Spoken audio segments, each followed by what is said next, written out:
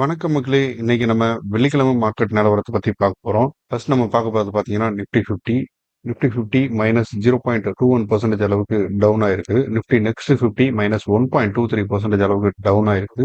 Nifty mid cap 150 minus 1.3% அளவுக்கு down ஆயிருக்கு. Nifty small cap 250 minus 1.56% அளவுக்கு டவுன் ஆயிருக்கு.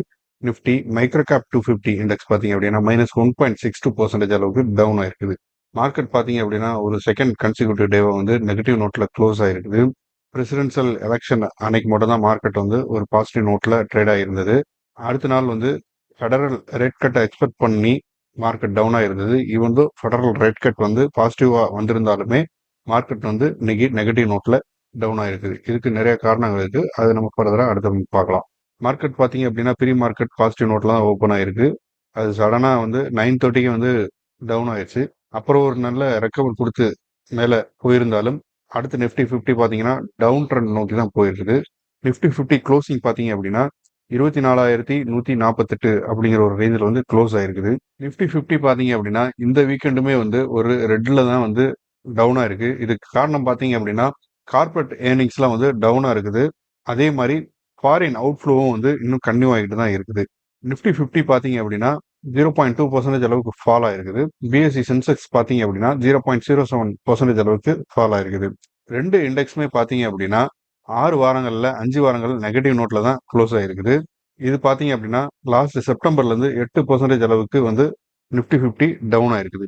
ஃபாரின் இன்ஸ்டிடியூஷனல் இன்வெஸ்டர்ஸ் பார்த்தீங்க அப்படின்னா செப்டம்பர் 27ஆம் தேதியிலேருந்து இன்னைக்கு வரைக்கும் பார்த்தீங்க அப்படின்னா $13 பில்லியன் அளவுக்கான அமௌண்ட்டை வந்து வெளியெடுத்து சைனாவில் வந்து இன்வெஸ்ட்மெண்ட் பண்ணியிருக்கிறாங்க. சைனாவில் நல்ல வேல்யூவேஷனில் ஸ்டாக்ஸ் கிடைக்குங்கிற ரீசனால சைனாவில் இன்வெஸ்ட்மெண்ட் பண்ணியிருக்கிறாங்க. ஐடி கம்பெனிஸ்லாம் பார்த்தீங்க அப்படின்னா ஒரு 4% அளவுக்கு கெயின் ஆயிருக்குது. அமெரிக்காவோட இந்த யூஎஸ் எலெக்ஷன் ஒட்டி ட்ரம்ப் வின் பண்ணனால ஐடி கம்பெனிஸ்லாம் வந்து நல்ல கெயின் ஆயிருக்குது.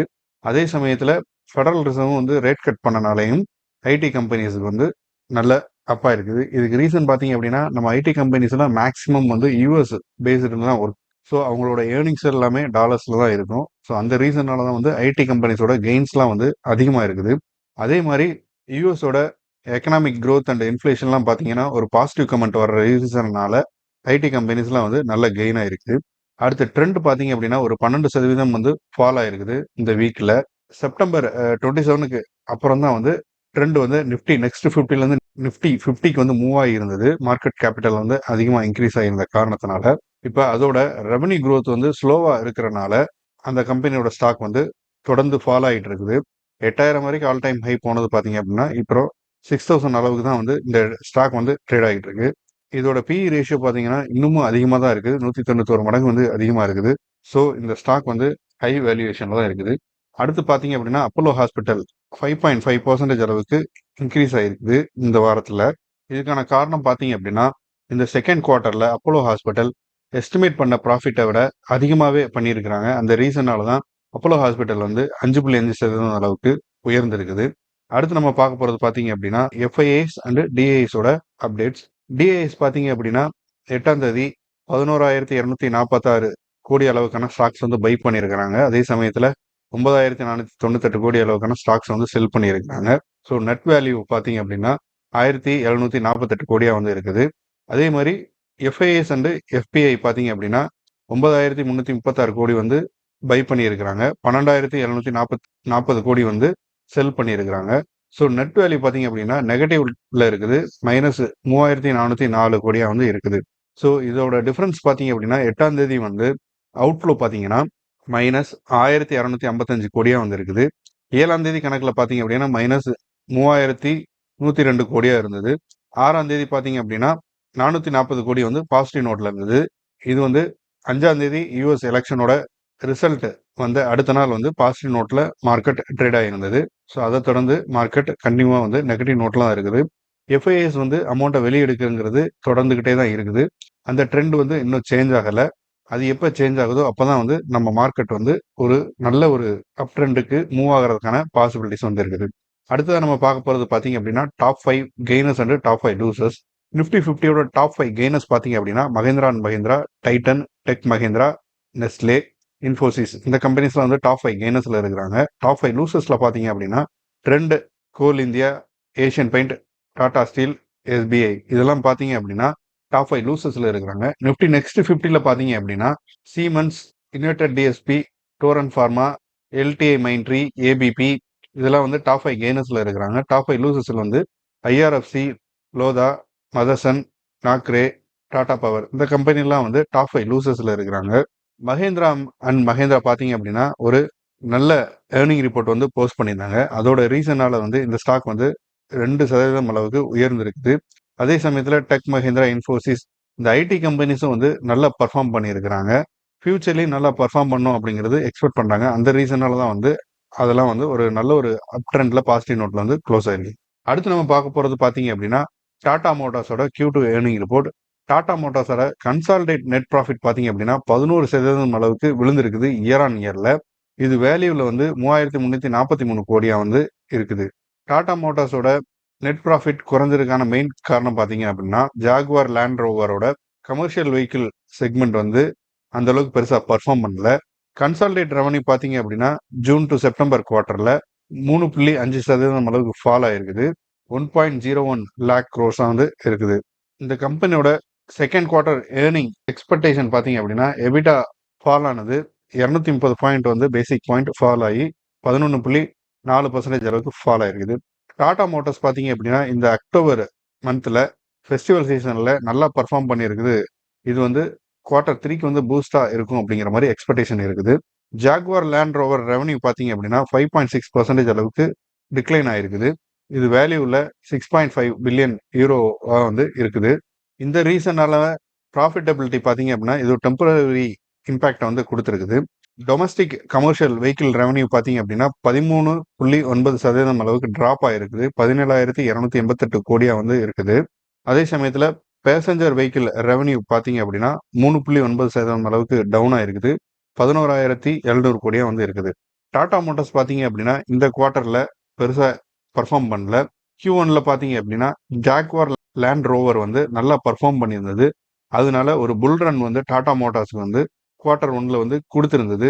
அதே சமயத்தில் Tata Motors and Tata Motors DVR வந்து மெர்ஜர் நடந்த ஒரு ரீசனாலையும் இந்த ஸ்டாக்கோட வேல்யூவேஷன் வந்து குவார்ட்டர் 1ல வந்து அதிகரிச்சிருந்தது. ஸோ இந்த மெர்ஜரும் முடிஞ்சிருச்சு. ப்ளஸ் வந்து இந்த Q2 ரிசல்ட்டும் வந்து அந்த அளவுக்கு இருக்காங்கிற மாதிரி முன்னாடியே ஒரு எக்ஸ்பெக்டேஷன் இருந்த ரீசனாலையும் இந்த ஸ்டாக் வந்து இப்போ டவுன் ஆகிட்டு இருக்குது. இது சப்போஸ் 800க்கு கீழே போகிறதுக்கான பாசிபிலிட்டிஸும் இருக்குது கண்டிப்பாக. ஸோ அப்படி கீழே போணுச்சு அப்படின்னா ஃபர்தராக அது டவுன் ஆகிறதுக்கான பாசிபிலிட்டிஸ் இருக்குது. பட் லாங் ரன்ல இந்த ஸ்டாக் வந்து ஒரு நல்ல வேல்யூவேஷன்ல இருக்கக்கூடிய ஸ்டாக். இதை நம்ம ஹோல்ட் பண்றது வந்து லாங் டேர்ம் இன்வெஸ்டரா நம்ம போர்ட்ஃபோலியோக்கு நல்லதுதான். அடுத்து நம்ம பார்க்க போற ஏர்னிங் ரிப்போர்ட் பார்த்தீங்க அப்படின்னா டிவிஸ் லேபரேட்டரிஸோடது. டிவிஸ் லேபரேட்டரிஸ் பார்த்தீங்க அப்படின்னா அவங்களோட கன்சாலிடேட் ரிசல்ட்டை வந்து ரிலீஸ் பண்ணியிருக்கிறாங்க. கன்சாலிடேட் டோட்டல் இன்கம் பார்த்தீங்க அப்படின்னா 35% அளவுக்கு இன்க்ரீஸ் ஆகிருக்குது. அதாவது 1953 கோடியில இருந்து 2237 கோடியா வந்து இருக்குது. கன்சாலிடேட் நெட் ப்ராஃபிட் பார்த்தீங்க அப்படின்னா 51.5% அளவுக்கு இன்க்ரீஸ் ஆகிருக்குது. 342 கோடியில இருந்து 518 கோடியா வந்து இந்த குவார்டர்ல வந்து இன்க்ரீஸ் ஆகிருக்குது. ஸ்டாண்டர்லோன் டோட்டல் இன்கம் பார்த்தீங்க அப்படின்னா 22.5% அளவுக்கு இன்க்ரீஸ் ஆகிருக்குது. 1995 கோடியில இருந்து 2444 கோடியா வந்து இன்க்ரீஸ் ஆகிருக்குது. ஸ்டாண்டர்லோன் நெட் ப்ராஃபிட் பார்த்தீங்க அப்படின்னா 46.6% அளவுக்கு உயர்ந்திருக்குது. இது பார்த்தீங்க அப்படின்னா 348 கோடியில இருந்து 510 கோடியா வந்து இருக்குது. ஸோ ஃபார்மா செக்டாரான இந்த டிவிஸ் லேப் பார்த்தீங்க அப்படின்னா ஒரு நல்ல ஒரு ரிசல்ட்டை வந்து கொடுத்துருக்குறாங்க. அதே சமயத்தில் யூஎஸ்ல இப்போ நடந்த எலெக்ஷன்ல ட்ரம்ப் வின் பண்ணனால பலனடையக்கூடிய ஒரு சில கம்பெனிகளில் ஃபார்மா அண்ட் ஐடி செக்டார்ஸ் இருக்குது. அதில் டிவிஸ் லேப் ஃபார்மா செக்டாரில் இருக்கிறனால இந்த கம்பெனி ஃபர்தராக வந்து பெனிஃபிட் அடைகிறதுக்கான பாசிபிலிட்டிஸ் அதிகமாக இருக்குது. அதே சமயத்தில் இவங்களோட குவார்ட்டர் ஏர்னிங் ரிப்போர்ட் வந்து ஒரு நல்லாவே போஸ்ட் பண்ணியிருக்கிறாங்க அதிகமாகவே. அந்த ரீசனால இந்த ஸ்டாக் வந்து ஃபர்தராக ஒரு ரேலி ஆகிறதுக்கான ஒரு பாசிபிலிட்டிஸ் இருக்குது.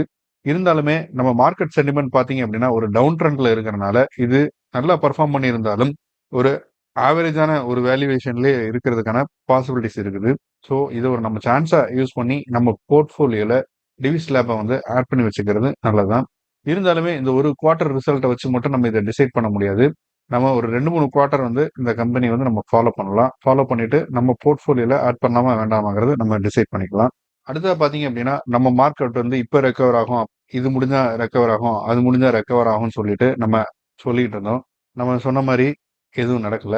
ஏன்னா மார்க்கெட்டுங்கிறது வந்து நம்ம எக்ஸ்பெக்ட் பண்ண மாரி நடக்கிறதுக்கான பாசிபிலிட்டிஸ் வந்து கம்மி தான். யுஎஸ் எலெக்ஷன் முடிஞ்சா நம்ம மார்க்கெட் வந்து ஒரு ஸ்டேபிளான ஒரு இடத்துக்கு வந்துரும் அப்படின்னு நம்ம எக்ஸ்பெக்ட் பண்ணியிருந்தோம். ஸோ அந்த எலெக்ஷன் முடிஞ்சு எலெக்ஷன் நடந்ததுக்கான ஒரு சின்ன ரெட் கேட் பவுன்ஸா வந்து மார்க்கெட் மறுநாள் ஏறி இருந்தது. பட் அடுத்து பார்த்தீங்க அப்படின்னா டவுனா இருந்தது. ஈவன் ஃபெடரல் ரிசர்வ் வந்து ஒரு குவார்டர் பாயிண்ட், அதாவது 25 பேசிக் பாயிண்ட்ஸ் வந்து அப் பண்ணியிருந்தாலுமே மார்க்கெட் வந்து ஃபர்தரா டவுன் ஆயிட்டு தான் இருக்கு. இதுக்கு ரீசன் பார்த்தோம் அப்படின்னா எஃப்ஐஎஸ் வந்து கன்டினியூஸா வெளியேற ட்ரெண்டுங்கிறது வந்து எந்த சேஞ்சுமே ஆகாம வெளியேறிக்கிட்டு தான் இருக்கிறாங்க. இன்ஃபேக்ட் சொல்ல போனா டிஏஎஸ் இன்வெஸ்ட்மெண்ட் பண்றதை வந்து ஒரு ஆப்பர்ச்சுனிட்டியா அவங்க எடுத்துக்கிட்டு மார்க்கெட்ல இருந்து ப்ராஃபிட் புக் பண்ணி வெளியேறிக்கிட்டு தான் இருக்கிறாங்க கன்டினியூஸா. ஸோ நம்ம பொறுத்திருந்து பார்க்கலாம் அடுத்து என்ன நடக்குது அப்படின்னு. மேக்ஸிமம் இன்னும் ஒரு ஃபியூ மந்த்ஸ் பார்த்தீங்க அப்படின்னா இந்த நெகட்டிவ் ட்ரெண்டுங்கிறது வந்து தொடர்றதுக்கான பாசிபிலிட்டிஸ் இருக்குது. டவுன் ஆகலாம், இல்லை அப்படின்னா மார்க்கெட் ஒரு சைடு வேவ்ஸ்லேயே மூவ் ஆகிறதுக்கான பாசிபிலிட்டிஸ் தான் வந்து அதிகமாக இருக்கு. காரணம் பார்த்தீங்க அப்படின்னா இந்த Q2 ரிசல்ட்ல வந்து நிறைய கம்பெனிஸ் வந்து எக்ஸ்பெக்டேஷன் பண்ண அளவுக்கான ப்ராஃபிட்டை வந்து போஸ்ட் பண்ணல. அந்த ரீசனால தான் வந்து கம்பெனிஸ்லாம் வந்து ஸ்டாக் வேல்யூஷனை குறைஞ்சிக்கிட்டு இருக்கு. ஏன்னா எல்லாமே ஓவர் வேலிடா இருக்குது. ப்ளஸ் அவங்க ஏர்னிங் ரிப்போர்ட் போஸ்ட் பண்ணதும் வந்து லாஸ்ட் குவார்ட்டர் கம்பேர் பண்ணும்போது சீக்வன்ஸலாகவும் கரெக்டாக இல்லை, ப்ரீவியஸ் இயர் குவார்ட்டர் கம்பேர் பண்ணும்போதும் மேட்ச் பண்ணாமல் இருக்குது.